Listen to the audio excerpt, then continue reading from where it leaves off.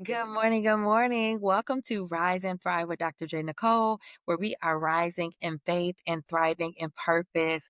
Today, we are going to be talking about faith on your terms and building a personal relationship with God. In this episode, we have with us Samuel Q. Elira Sr. Esquire.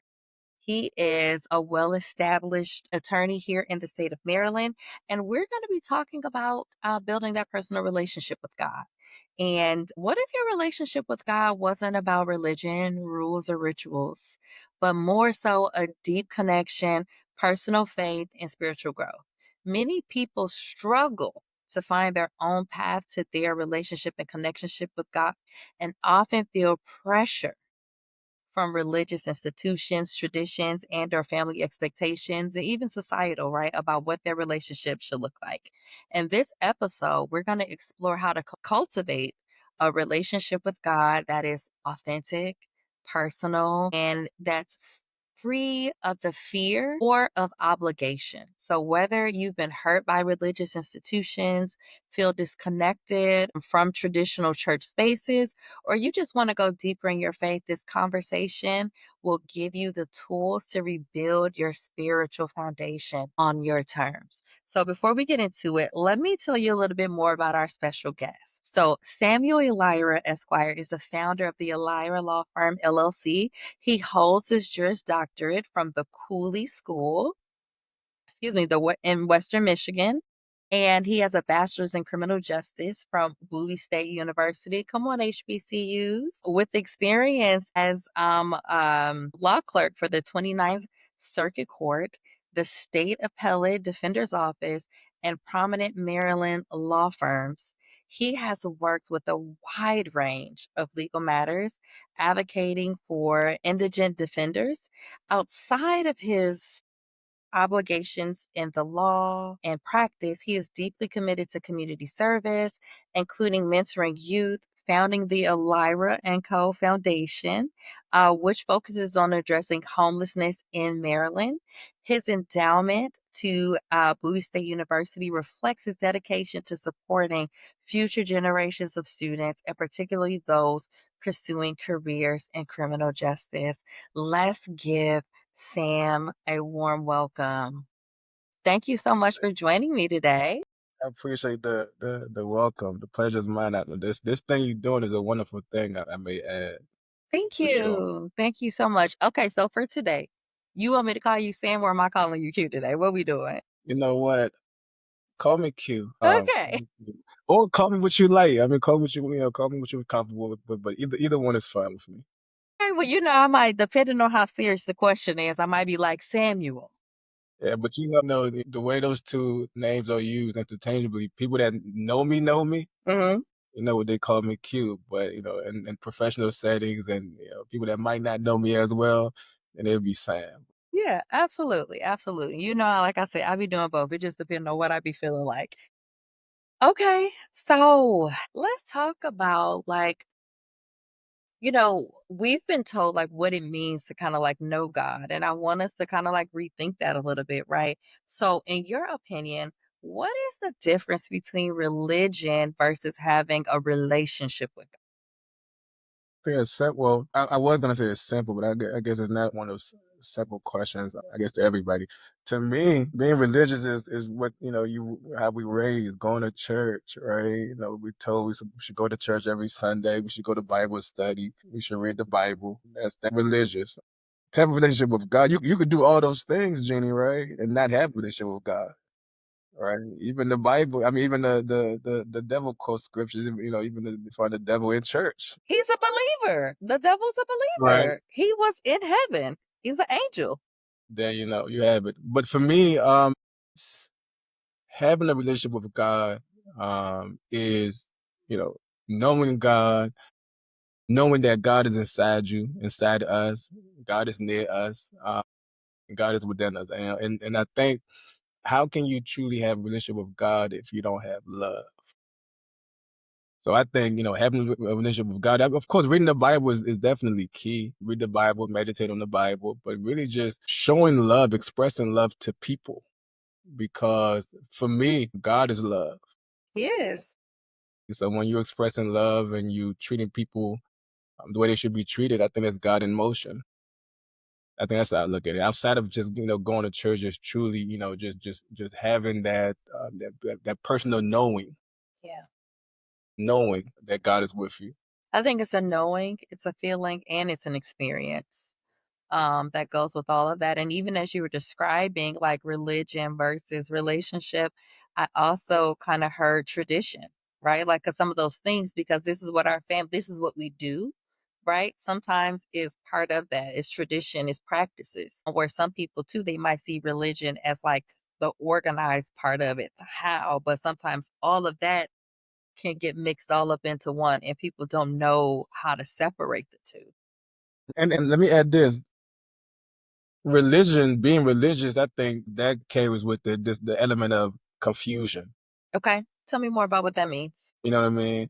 Because you think about all these different religions in the world, right? I think if it's not thousands, I forgot what I read, but it's a lot. And while a lot of them may have like a similar component, they differ in a lot of ways. You know what I Hmm. mean? And you imagine a lot of the wars in the world that transpired because of religion, right?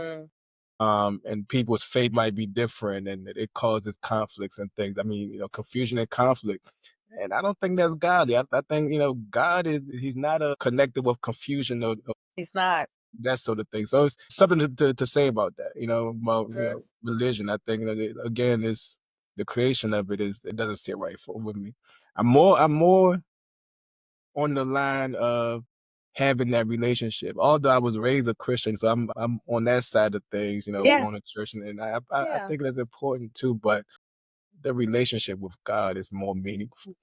Yes, absolutely. Because, like you said, some people they could be in church every week, but really don't have an intimate relationship Yeah, with God. And when you think about it, like Jesus didn't come here to establish religion.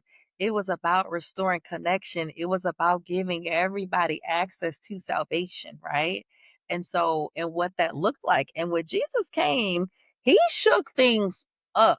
The Pharisees and Sadducees, those religious leaders of that time, they were the ones who wanted to crucify Jesus, right? Like, so yeah. like when you think about that, that's just like really huge in how he just really flipped it away from organized religion and about like doing good and about the heart and the character of Jesus. What does faith, in your opinion, look like outside of like a traditional church structure? What I said in the beginning, love, Okay. love.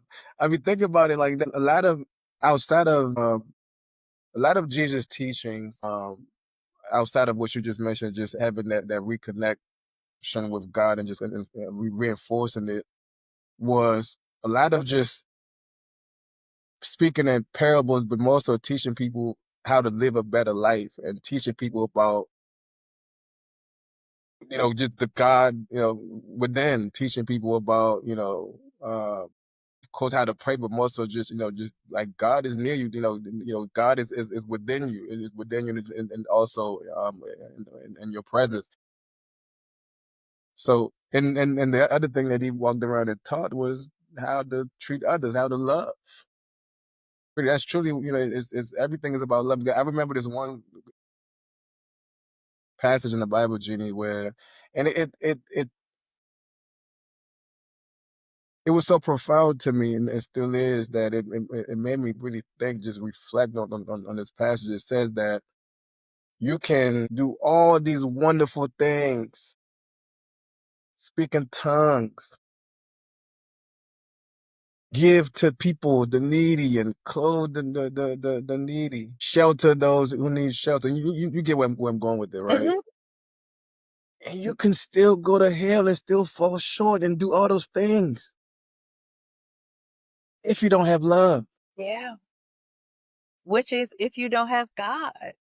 That's profound to me. Like Yeah. you can speak in tongues, so but you think about it, somebody speaking tongue, you think this person is holy. They have something, they Yeah. can speak in tongue, they can, heal the sick, but you could still do all these things and not go to heaven and still not know God. That's just so powerful to me. It's just profound. Yeah, it's huge. And I think it also sends the message like, don't get caught up in outward. sometimes performative things too, right? Like what's in a person's heart. Mhm. Yeah. Yeah, that's good. That's the like it really is. But what I kept pondering on though is how can you do all those things And not.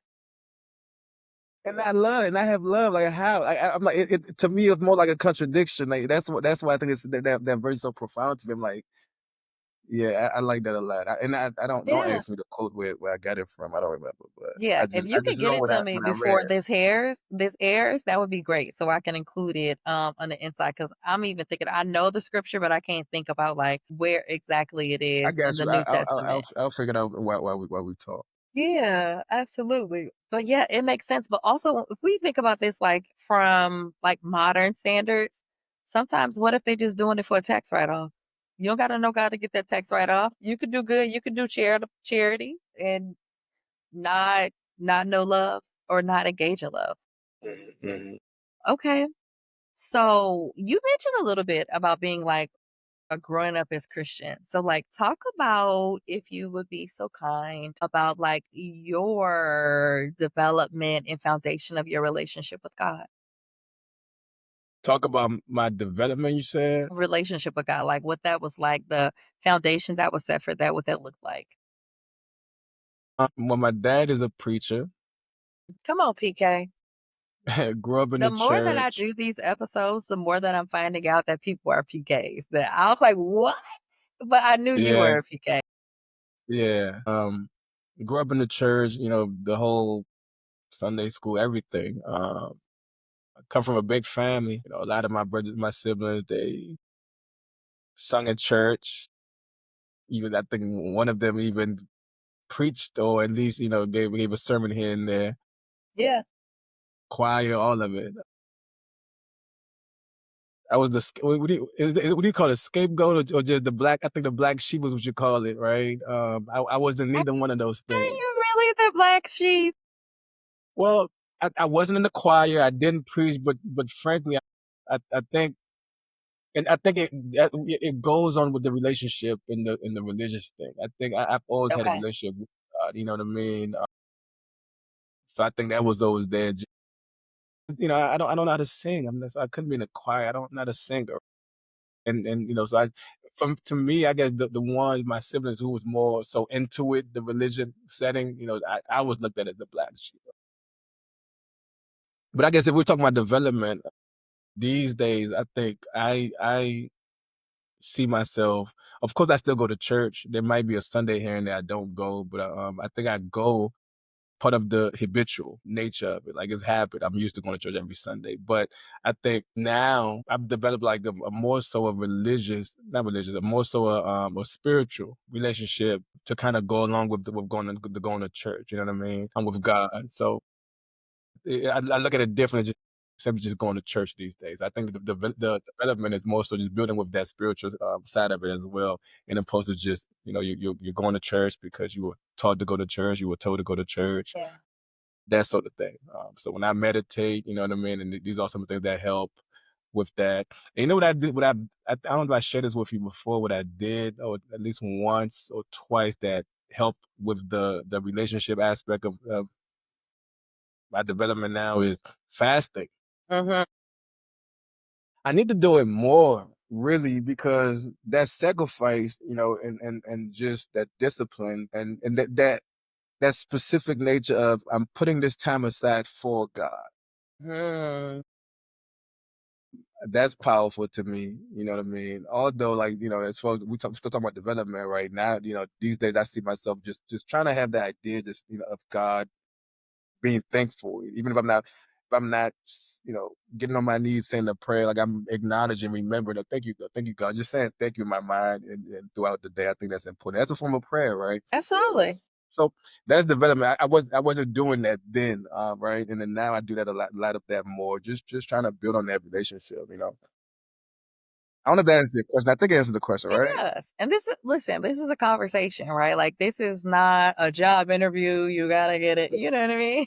We're just having a conversation. But like what I heard when you were talking about your experience growing up as a PK, being part of a big family, and some of your siblings having more gifts that align with like religious traditions and practices, right? And I think that can speak to some of the pressures of being a PK and what people put on you just because of who your parents are. Oh, you should be doing this or making you feel like you should be doing that. Yeah.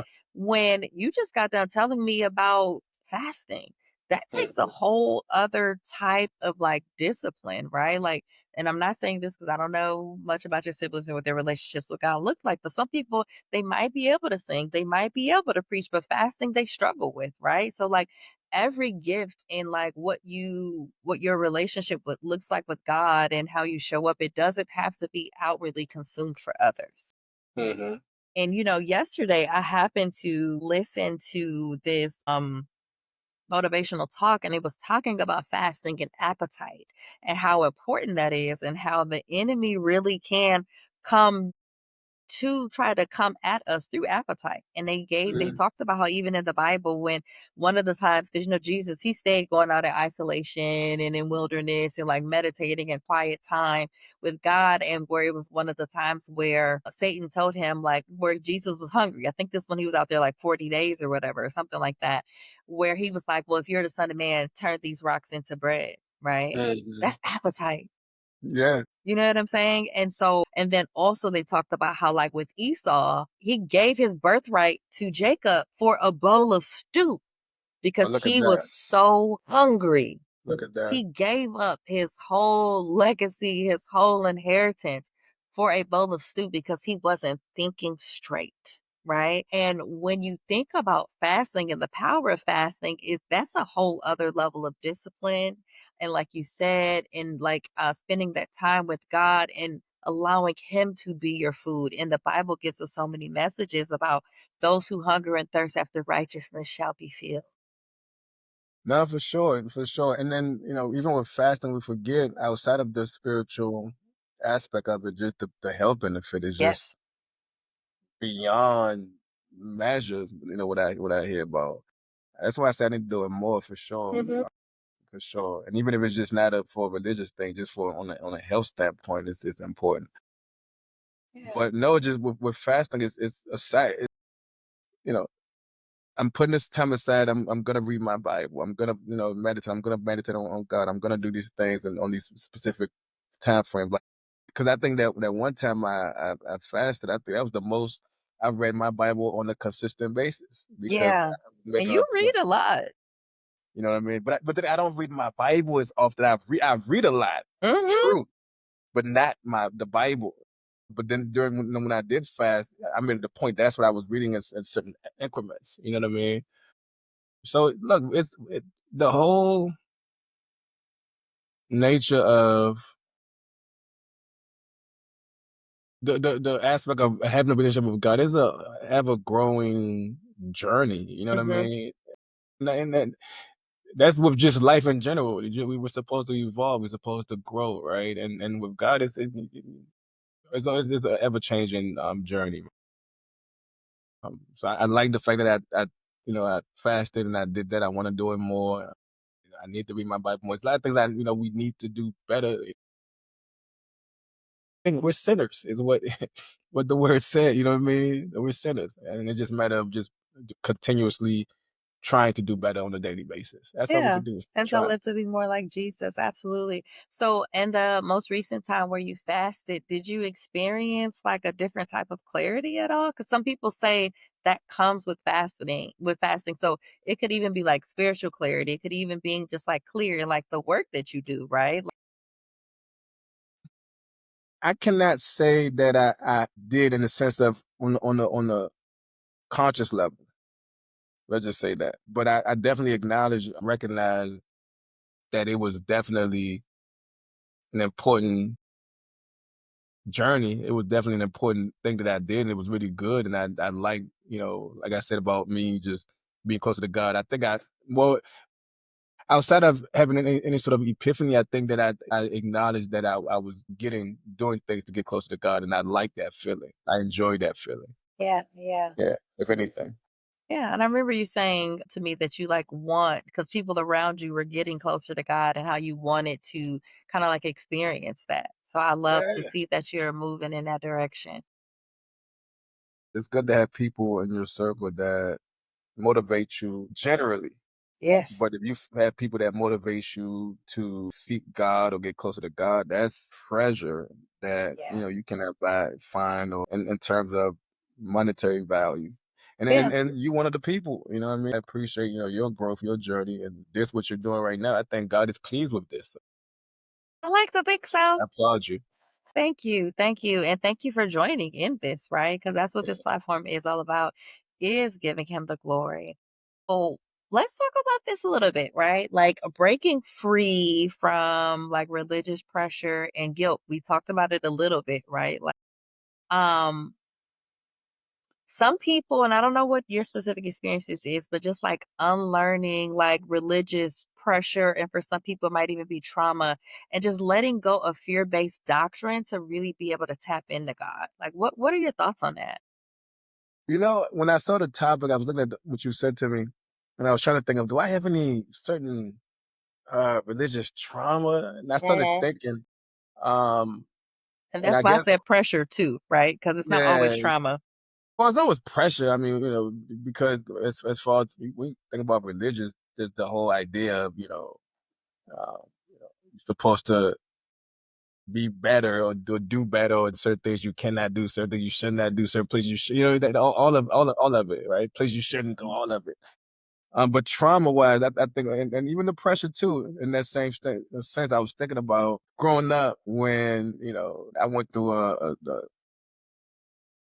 a time when, the whole guilt of listening to rap music overpowered me. Like I threw away all of my rap CDs at that time, and I was a big Tupac fan. I still am. Even Tupac? No, and that's all I was really listening to. Really, well, not just Tupac, but yeah, I just stopped listening to rap music for a long time. Threw away all my um, rap CDs, and again, that's that religious aspect of it. You know what I mean? Like, because if you're a Christian person, you should not listen to rap because you're a Christian. But there's a lot of rap that are, conscious based, that you can learn from, that is good for the mind. I mean, don't get me wrong, there's a lot of trash out here, right? That Exactly. feeds your mind that is not good for you. But there's also, things, good rap music that'll that make you think. So yes, I think for me, that's what I was going through around that time. That there's that guilt, oh, you shouldn't be doing this, and I just remember I just threw everything away, but I had to buy everything again as far as like the Tupac is concerned. Yeah. Because Tupac, is a big fan. Well, and that also gets to how, at least what I think about growing up versus now, or maybe it's just my perspective as an adult, where things are black or white, right? Where you either you do or you don't. Like we only do religious, we don't do secular. It's only Christian, like you're saying with we're getting rid of all of your rap. But like you said, there were actually conscious rappers and songs and things that have good messages. But like some people, they're very religiously rigid is what I call it. And that was what I had a struggle with. Like it took me a minute to really and truly realize how much of a church girl I am. Mhm, mhm. I didn't always like, well, let me see. I love church. I will say that. Like being a kid, I remember like early, it's like 4 or 5, asking my mom, call Auntie Ruby. I want to go to church with her. Right. Like, like what? I wanted to go to church. You said 4 or 5. Yeah, I was like 4 or 5, and I remember that I used to like to go to church, and it wasn't just because the ladies always had candy, right, to, like, give you at church, but I wanted to go to church for some reason, and I can't remember, but I guess it was, like, my connection with God, but, that's, like, you get these messages like right or wrong. And I think because there sometimes isn't enough space for people to figure it out, people feel like they have to, like you said, throw away all their rap music. Some people, they stop talking to everybody they know. They go really extreme with it. And I don't think that's what God wants us necessarily to do. He doesn't want us to do stuff out of obligation. He doesn't want us to do stuff out of fear. He wants it to be like out of our hearts, or to be able to say, I'm listening to, I don't know, I'm not going to say any artist name because I ain't trying to drag nobody, right? Like, but I'm not going to listen to this song or this artist because their messaging specifically speaks to these things that don't align with me. But then also sometimes when people are younger, they don't know the difference to be able to say, I don't want to do that. People are definitely heavily influenced by music. So I get Oh why yeah, you would do that too. absolutely, absolutely. I mean, especially if you think about who. How can I phrase this? Especially if you think about the control and the influence There we go. that the devil has, Through music. and because of who he was. So if the people don't know, tell them. Tell the people. You Educate the know what I people, mean? Because of Sam. who he was Come on, in Q. heaven, when the word say he was in heaven, you know what I mean? How influential and how that was what he was known for. That was, music and I don't want to use the word entertainment, but just I guess praising God and just that worshiping. That's what he did. Music. He was known for that outside of many other characteristics and traits, right? So Hmm. yeah, music is definitely impactful. But I wanted to say something that I wanted to say, comment on something you said about, people that wickedness, people stop talking to some people or stop doing X, Y, and Z. Well, I would say sometimes maybe that you have to stop talking to certain Yes. people or stop doing certain things. But it goes to what I said earlier about that verse. Now I need to find that verse that you could do all these things and more and still at that last day, God and judgment day gonna say, I don't know you. Away from it. So, yeah, I think all in moderation, but you can do certain things, but doing it in conjunction with, just that relationship, seeking God and just, making sure that you all right with God. Right. Yeah. So, what are your thoughts on how I feel like we're going in this direction already, right? Like how like legalism can keep people from like a true spiritual connection. And when I say legalism, I mean those rigidly religious people like the Pharisees and Sadducees. And like when you think about how like Jesus came back and he like challenged things. They're like, we don't do this on the Sabbath. We don't, that's unclean. You know what I mean? Like the extreme of it. Like how do you think that can keep people from having like a true spiritual connection? I mean, it happens all the time. But let me tell you this: when I was looking at the brief and I saw that word, I said legalism. What is this legalism? So I had to look it up. But I'm Good. thinking, I'm thinking as a lawyer, you thinking legalese. I'm like, well, I don't think she Uh-huh. means like legalese, No. but no, like the strictness of it. Yeah. Mhm. I mean, if when I say it happens every day, think about people who don't have a best Sunday suit to go to church, Mhm. or someone who is now that's the way I have to find a word for this because of the uh environment that we in now. The people that are traditionally that are not your What are you people like who you not about to cuss, you can speak freely. We not at church. well, listen, um same sex people. Let Okay. me say this. LGBT community. Yeah, if you're for those the people that has idea or certain churches may not be so accepting of these people. Or in my first example, if you are dressed a certain way, certain churches are not accepting of you. You know what I mean? When the church aren't welcoming people as they are truly. So if you it's one of those churches or those communities that are so strict in their ideologies or the way that they treat people, that might not sway some people to not to come to this church. They might say, "Well, I don't feel welcome here." You know what I mean? And not Yeah. not just that, just or it may very well be because just that being judgmental Mhm. towards people for doing certain things, right? Because a lot of religious folks think they so worthy than thou, right? So, and I think that might turn a lot of people off as well. Absolutely, but the whole point of it is like those are the folks that need to be there. The people that folks are turning away is not for people that are like holy and righteous. This is who we need to be focusing our ministries on and bringing in closer. And when you think about it, when you were saying about like Sunday's best in attire, back in the day, they only really used to have two outfits. They only used to have 2 outfits, so this whole thing that you need to, like, look a certain way, like, that came out of other things, and yeah, so that's some of the stuff that comes out of, like, tradition, but that has nothing to do with God. Those are the man-made interpretations and, like, traditions that we put in place that can really impact the, relationship that people are able to have and to, like, come in and to be in, like, spiritual community and in like, a faith-based community and connection. See, let me tell you this. If I speak in tongues of men or angels, but do not have love, I'm only a resounding, going, or a clinging cymbal. If I Mm, have the gift of prophecy and can fathom all mysteries and all knowledge, and if I have a faith that can move mountains, mm, but do not have love, I am nothing. If I give all I possess to the poor, and give over my body to hardship, that I may boast, but do not have love, I gain nothing. mm. 1 Corinthians 13:1-3. That's very it just sounds First Corinthians because they talk about love so much in First Corinthians. You said that's First Corinthians. 1-3. And I think it's the same verse. Later on, it goes on to say faith, love. Love is patient, love is kind. Yeah. Yeah, I think it's the same verse. But yeah, that just so profound. How can you do all these things and not have love?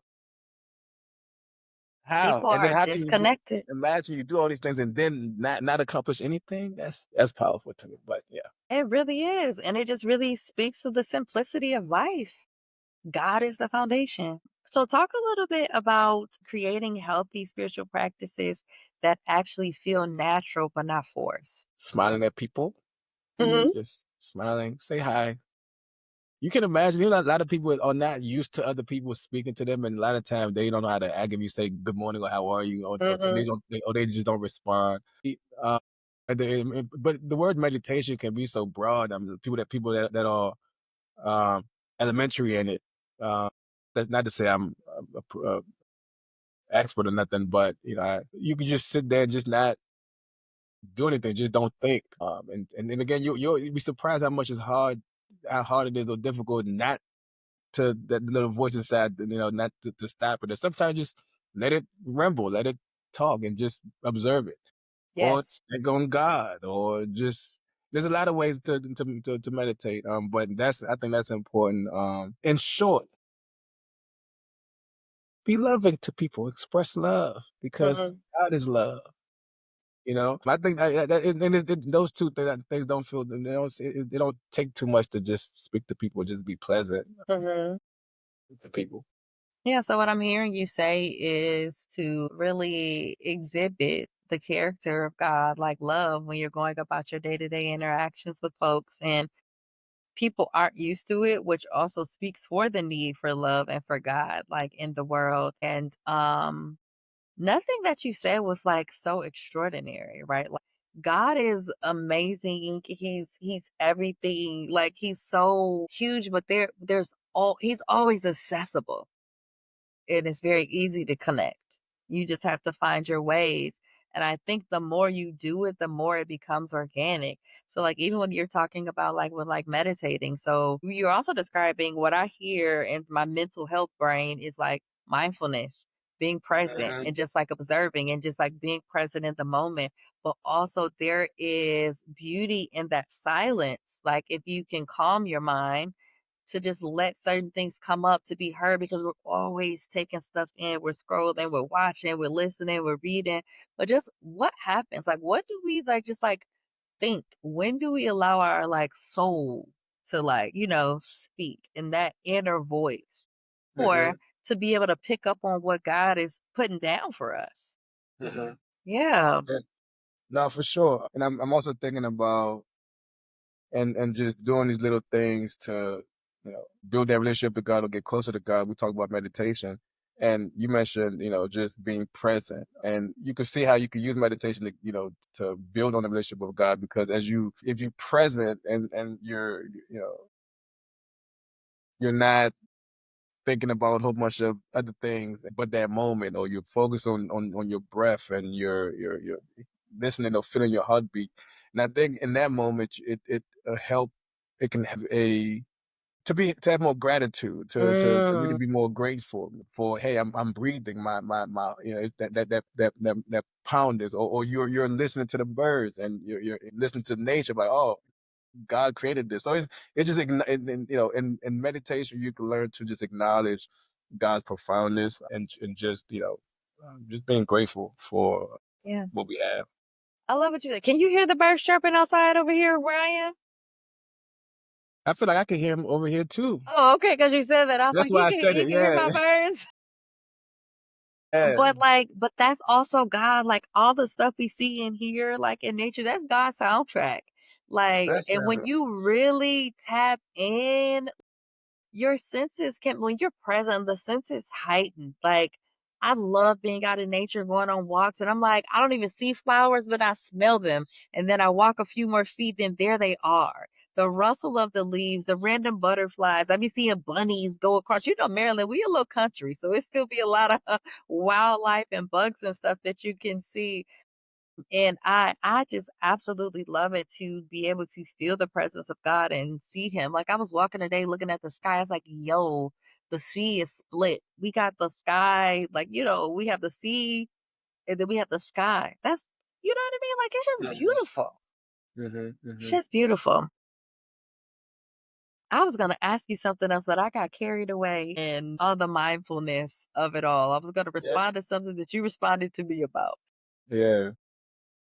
But yeah, man, God's it's really amazing. The simplicity of it. And you were also talking about meditating. You could also meditate on scripture. Like if you're facing a particular challenge, and even like the fasting you were talking about earlier. So even with a lot of people with fasting, meditation is a part of that. You talked about like reading the Bible. Like when you did this, like do you pick a particular scripture or do you just kind of like open it and see where God leads you? Well, let me not speak like an expert. I You think I are did it not. once I'm or twice. asking you It happened. about I your think I meditated one time. It was recent though. I think the other time I did it was so long ago. That's why I say once or twice. But most recently, but I'm asking you about your lived experience, and you are an yeah, expert on that. yeah. Well, did I pick a particular? I don't think I focused on any particular scripture. I think it was more so just making sure I read and meditate on the word and just putting that time aside for God, praying. Oh, definitely, yeah, praying. Yeah. So remember, I said in the beginning, I think I prayed throughout the day in terms of just saying thank you. That's a form of prayer, right? But in this particular instance, when I fasted, I actually just put that time aside. When I'm in the office, I would go in the other room, and I would sit there for like, and I would say a prayer, Yeah, and so that's what I mean. yeah, yeah. I love that because sometimes people, when they fast, they're fasting for particular things, and so they do pick, like supporting scriptures and things like Yeah. that to help with that. Okay. But don't get me wrong. I think around that time, I definitely was going through a particular struggle in my life, and I think that certain scriptures were drawn to me. Okay. So I guess in that sense, to answer your question, maybe if I didn't start with a specific one, I think as I'm reading certain scriptures would draw to what kind of I would pay more attention to because of what I was going through at Okay. that time. Because I was just curious because I think when things like that happen, God has a way of showing up. Yeah. And if you didn't go in with the plan, I was like, he still sends you where you needed to go. So I like to hear that you said, you know what, there were things that still like kind of like showed up. That was what you needed or that like resonated with you. Okay. So we've been talking a little bit about like meditation and hearing from God through stillness, but like, is journaling incorporated at all in your practice, in your relationship, building your relationship with God? I don't think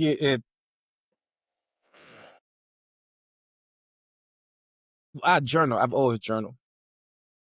I always journal. Even if it's not daily, every other day, so I So it's a journal. regular practice though. Yeah, it's a part of life, and the reason why I pause, I don't think I do it specifically on a relationship or spiritual level, but I think that while we having the conversation, that because a lot of my journals, like it's about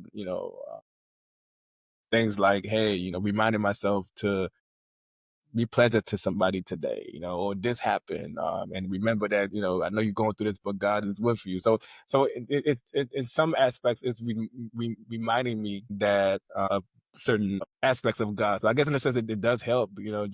I'm pondering on certain things, right? I'm pondering on God as I'm journaling sometimes. So it helps in that aspect. But I've always journal. I think it's definitely something important thing to do. How'd you get started with journaling? That's a good question. I don't even know because I'll keep my journals too, and I remember not too long ago going back and I picked up one of my, and this is one of them by the way. This is one that I have in the office, and this is almost. Okay, you got all the volumes over there.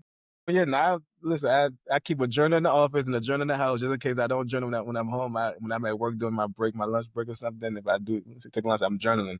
But yes, I picked up one of these and I look back and I saw I had a journal back in 2013. Yeah, 2011. So yeah. I don't know how it started. I cannot answer that question, but I know it's been a very long time. Well, because you're a writer. Like, yes, you're an attorney by profession. Like, yes, you're a published author, but like, you're a writer. That might be one of your natural gifts. Probably. Yeah, and especially when you have a lot going on, and like from what I've observed of you, like your brain, you be processing a lot, like real fast. So I think when your brain moves like that fast, it's very important to be able to get it out, or that Hmm. makes the perfect condition to like write because there's so much in there, and it's just like another way of processing. And like with journaling, when I really thought about it more recently, it's almost like and now let me see if I can get my numbers right, but it's like 7 to 10 times in which we're processing it, right? Because one, you've already experienced it, you felt the thing. So now you're thinking about it. And I don't know about you, when I think about stuff, I hear it, I Hmm. visualize it, I might feel it all over again. And so then we're actually writing it. And then when you're writing it, you're reading again. I mean, you're reading it, but then I say it again, right? And then what's am I missing another one? Writing, reading, and then anyway. So you see, there's so many levels and layers to processing that happens through journaling, and we think it's just as simple as a thought in paper. No. So And like we're so amazing is that we can see without sight what's up in here, and we can hear without external stimuli. You know what I'm saying? We can have a whole conversation and there's no sound. And I think journaling is one of those things that help us to process it on so many different levels, but also it's an opportunity to be like, oh man, I didn't even know it's that deep. I didn't realize I felt that way. Or I was tripping. Mhm. I got it That's wrong. Yeah. Yeah, there's a form of therapy, form of meditation. I mean, not meditation. Yeah, form of therapy for sure. Maybe meditation too, but it's definitely a Hmm. form of therapy for sure. You're not speaking to somebody, calling somebody like such as yourself to pull down, their troubles and seek help. I mean, that journal can be that person that's listening to you. You're speaking in essence of that journal, right? I always tell my clients both, right? Because sometimes you still like you can get it out, but then sometimes you don't know what to do next. Hmm. Right. And one, I encourage people, like, I consider myself a faith led, like, therapist. Right. So it's not just me. Like, you don't need God. No, no, no, no. You might need both. Right. And even for me, journaling is a personal practice of mine. When I journal, my journal is talking to God, even if I am reflecting on my day. It is an opportunity for gratitude. It is also a time for me to take my things to him and to like certain things that I may want him to take off me and what I want them to be replaced with. And even just like surrendering, like, God, help me to be more like you. Like you say, help me to lead more in love. Like, I had this encounter with this person today. Lord, help me because the people be people. For sure. People, Listen, because they be doing stuff that you may never even think of in your own mind. But like, yeah, and a lot of times what we're seeing, the way people are showing up, that's trauma. That's trauma. It's a lack of love in their life. And so that's why it is sometimes very important. So you share the First Corinthians scriptures, but are there any other scriptures that like resonate with your personal journey and that like really help with your relationship with God? oh, I mean, I'll share this. There's a year old sage who's renowned in Indian culture. His Mm-hmm. name is Patanjali. Mm-hmm. Told you you'd be And reading. the aphorisms of Patanjali, I think it's called How to Know God. Okay. And it's something he said in there that's as almost as profound as that scripture I just told you. Certain things just poetic and just I like to think. I like things that make me think. And he said, Um, and this book, there's this book that kind of talks about understanding the divine understanding God, or just trying to just, how to connect with your highest self, right? He Mm, said, when you are steadfast in your abstention from thoughts of harm directing towards yourself or others, all living creatures will cease to feel fear mm, in your presence. mm. So if you can abstain from having any negative thoughts for yourself or anybody, so no ill feeling, just again back to this whole theme of this whole conversation, what love, right? Mhm. Just having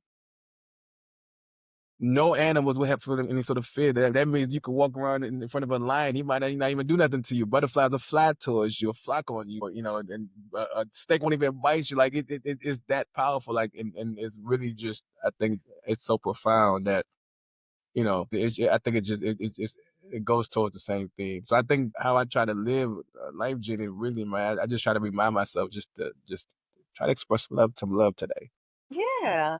And Uh-huh. this book really, I think, and what this goes very profound. Yeah. And what I also hear in that is that if you don't have it in your heart to do harm, that's a certain energy that you are sending out into the world. And you're absolutely right. It attracts them because, like, what we put out is what we attract back. It comes And a back. lot The of law of times karma. we are reactive, not being mindful sometimes of what we're putting out that we've initiated sometimes unintentionally, some of these things that come to us by not being aware of and not operating like intentionally and just understanding how like nuanced and like complex we are as beings and how we really have so much power to shape our responsibility. I mean, excuse me, to shape our reality. Like Hmm. I hear it often with my clients where I don't, because there's a transition that has to happen from being a child and being told what to do, having your life laid out for you, to really taking ownership and creating the life that you truly desire. Where Yeah. when we're young, life is happening to us. We have no control over who we're born to, what house we're in, where we live, like what school we go to, all these things. And so you go through life that is your reality, where life is kind of happening to you. And there needs to be a shift to say, how do I want to live? What do I want my life to look like? And so I do spend a lot of time working with clients to shift into that ownership, into being able to be empowered and to create and curate the experience that they desire. There's so much I want to say about that. I think that's key, because a lot of people don't fail to acknowledge the God within. They fail to acknowledge that, and I think that's the whole, the old concept of just religious. I think people are just falsely taught. They don't read they don't read to understand for themselves. They don't seek understanding That's it. because, and I'm thinking about, I don't know if you've ever heard I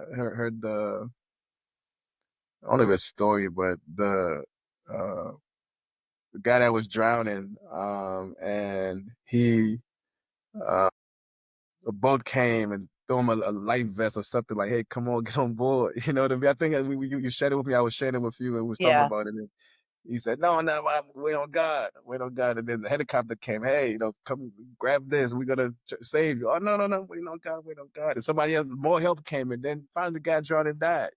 He gets to heaven. "God, where were you? I'm upset. I'm livid. You didn't come and help me." "Well, I've sent Yeah. the damn helicopter. I did this, I did that." So a lot of people, they don't acknowledge the power. So they, say, "No, I'm sick. I'm just gonna wait here, and I'm not going to the hospital. God is gonna heal me." Not to say, of course, God can and He will if He so choose.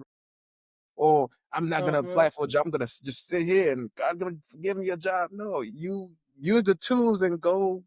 Go. You talk about creating a life that you want, right? You create Hmm. your life, and manifest your life, because God Hmm. give you all these powers, because, and we are Yeah. created in His likeness. Yep. We like Him in a Yep. lot of aspects.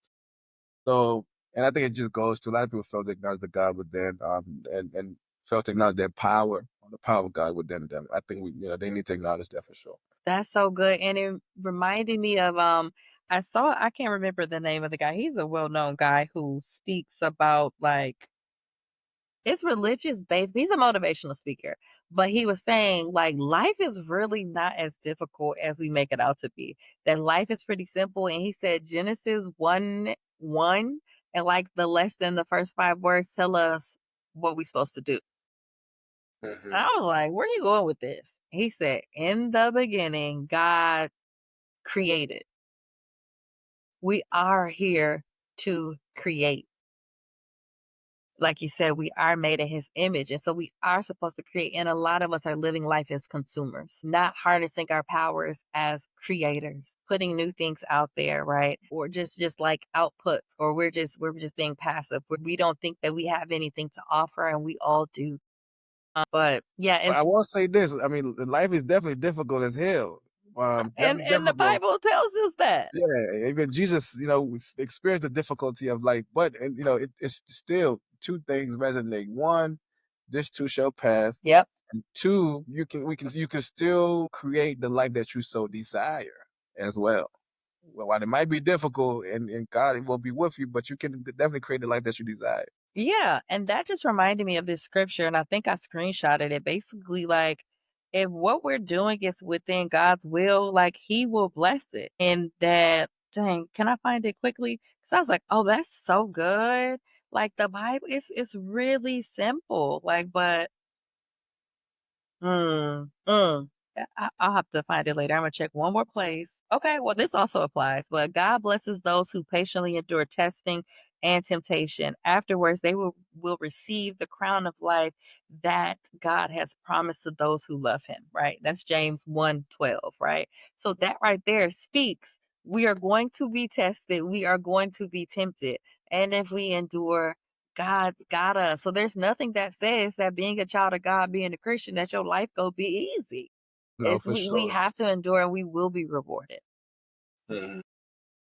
Okay. So what is it like, or what has been your experience, and or feel free to give advice on this, on recognizing God's voice outside of the church wall? I don't think I'm fit to give Sure you advice on are. that. Okay, maybe not advice, but give your experience. Recognizing God's voice. Or presence, like voice, I don't mean literally. I think presence. I got you. I think presence. That's easy, and Okay. that's case by case. I mean, it's a feeling, and only the person feeling it could tell you, So what describe is it. that like for you?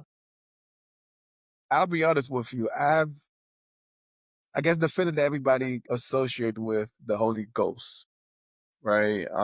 Like Hmm. for me, I think I've had that a few moments, and I wish I've experienced it more. At least sometimes that's what I pray for. You experience that presence a little bit more because it's a wonderful feeling. I can't explain it. You ever hear people that talk about, I had this vision, or people that talk about I've died and went to heaven, but unable to describe heaven because Yeah. it's one of those things because the words, our language is so limited in terms of when we talk God, we talk about God, the words we use Yeah. is limited because God is infinite. You know what I mean? Mhm.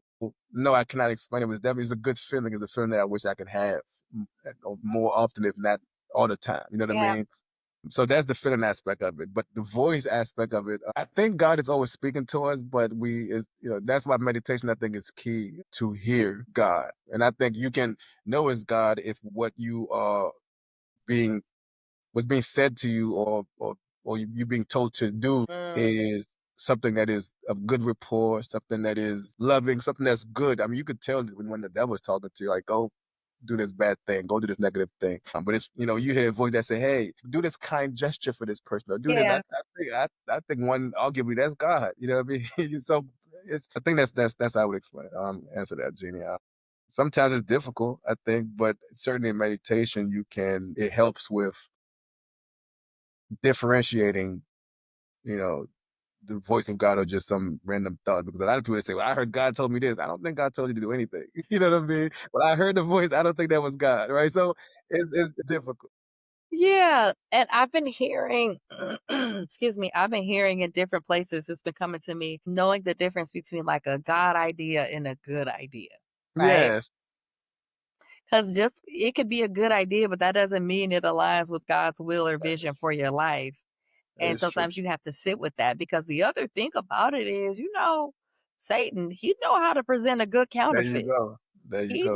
He know exactly what you're looking for, what you like. He knows those quiet things that nobody knows about you, like what really drives you or those desires, right? So he'll present something and see if you're gonna take it. But then that's where, like we were talking about, having that relationship with God and always consulting God and him Mhm. being so, and people be like, it sometimes they think it's an insult to refer to God as like as a consultant, but he's the co everything, right? Like I he's the mean, leader and he's the co. Because like, what can we really do without him? We can't. And when we try to do this stuff without him, it's so much harder. And just because it looks like it's good, that doesn't mean that it's it or that's what he means for you. yeah, I mean, I don't know to the people that says it's an insult or I don't know what that person is thinking because again, we talk about the words used to describe certain aspects of God. Again, he's cannot describe it, right? God, he is a consultant, he is a friend, he is a father, he is all of these things. He's the person showing up to court for you, although you have a lawyer, right? He's the judge, so he's all of that, absolutely. So Yeah. no, I think it's a misunderstanding. I think of that Yeah, and I person's. think sometimes it's just but it could get to some of that rigidity that Mhm. comes with religion too sometimes. But also there's a reverence, right? And so I think for some people it's the rigidity and other people it's the reverence where they feel like they're doing God a disservice. But sometimes that is what he was, and it's not limiting what he is and what he can do, but that's how he may have showed up in that. Absolutely. But in short, just it's difficult to tell it's God is speaking to you. But I think Yeah. what helps is, like you said, having that relationship with God, uh, consulting God. Hey, God, was that true? Is that something you really want me to do? That helps. I think it certainly helped, but definitely difficult. Now, I wish um, God comes to me or came to us as he did back in the days. And I hate to say back, I'm sure it still happened like this these days. Yeah. That hey, just show up with the angel. Hey, oh, I'm God. This is me. This is what I want you to do. Right? Yeah. Hey, but I think it happens. I think it happens less these days. Not that it doesn't happen at all. I think it's just less obvious because it Yeah. happens. Like, I've had God clearly communicate to me. I've heard God audibly. I felt the Holy Spirit. He's come through my TV screen. He's come through my phone. He's come through Hmm. people. I have just felt like a urge in my spirit that said, turn around, Look at that. like where there is no explanation. And I found the scripture that I was talking about. And we are confident that he hears us whenever we ask for anything that pleases him, and Hmm. that's First John 5:14. So if what we're asking him for pleases him, it's only a matter of time, but we also know that it's going to be on his timing. And what I was hearing you say about sometimes it's hard, I think that's where like discernment and wisdom also comes in. Like, so if we don't know, like really seeking wisdom, and that's something that I've been like incorporating more into my prayers, is like, give me wisdom. Because was that King Solomon, King David's son, who everyone came to him because of that wisdom that God gave him? Yeah. Solomon. Mhm. Like, yeah, so if we don't know, we need to like ask for that wisdom. But also, I think too, like mental health perspective as well as spiritual. How do you feel? What's happening in your spirit when this thing that's presented before you, that's a good thing, and you're not sure if it's a God thing? Like, how does your spirit feel? If there's any unrest, anxiousness, tension, like it's probably not God. Mm. But either way, though, you can work through that. But like you said, we can go talk to God. We can consult Him, ask Him about it before we move in haste. And if you Yeah. feel like you gotta hurry up and move, then it's definitely not for God from God because what's for you is for you and it won't miss you. Yeah. Yeah. Are there any personal experiences that you might want to share, like about having like your experience of faith, like outside of tradition, outside of like religion or like the four walls, and just, cultivating your unique relationship with God? Ask me that question again. I say, is there anything else you wanted to share? Maybe about cultivating and working on your faith outside of like tradition, religion, like, those spaces where when it's just you and God? No, I think we've touched on them all, Junior. I mean, it's meditation, it's reading the Bible, it's reflection, it's fasting, it's just working in short, working on building a relationship more so than saying, hey, I go to church on Sunday, or I said I watched the service, but are you putting into practice? Maybe this is something new. Put into practice what we read, or put into practice what we hear. I think that's something I need to do myself as well. Because one thing knowing the word, but are you putting it into practice? And I think the ones that know the word and don't put it into practice will be judged even worse than the ones that didn't even know the word at all. And then that's what he gonna say, I didn't know you. That goes back to that First Corinthians you was talking about. Yeah. So, is there any advice that you would give to anyone listening or watching this who might feel connected from the excuse me, who might feel disconnected from organized religion and how they can work on like reconnecting with God? Try again. You fall, you get up, you try again. No, yeah, I mean, truly, because we all fall short. We all, All like I have sinned said and fallen earlier, short of the glory of God. there you go. It's a journey. And I don't think anybody will truly, Junior, I don't think anybody will truly find that the destination. If the destination is to be, righteous or so godly or just, perfect, if, Hmm. and God, that you have no blemishes. If that's the destination, nobody's ever going to But you're find that. I not don't think human anybody have then. ever found it. No, only Jesus has been the one that's perfect. There you got it. Now, how many times we hear a story in the Bible, it says, we searched everywhere, and it was just Job. I've searched everywhere, and it was just the gentleman with Noah everywhere. So it's really the whole earth. Only Noah that loved God, or was for God. Only Job. So I say that to say, we're talking about advice. Again, I'm not in a position to give any advice, Yes, you but are. it's truly, you know, um, try to do better each day. You know what I mean? Whether if it's something, like I haven't read my Bible in a long time. I haven't really sat there and reflect on God in a long time. Well, start today. Yep. Start this minute. Start this second.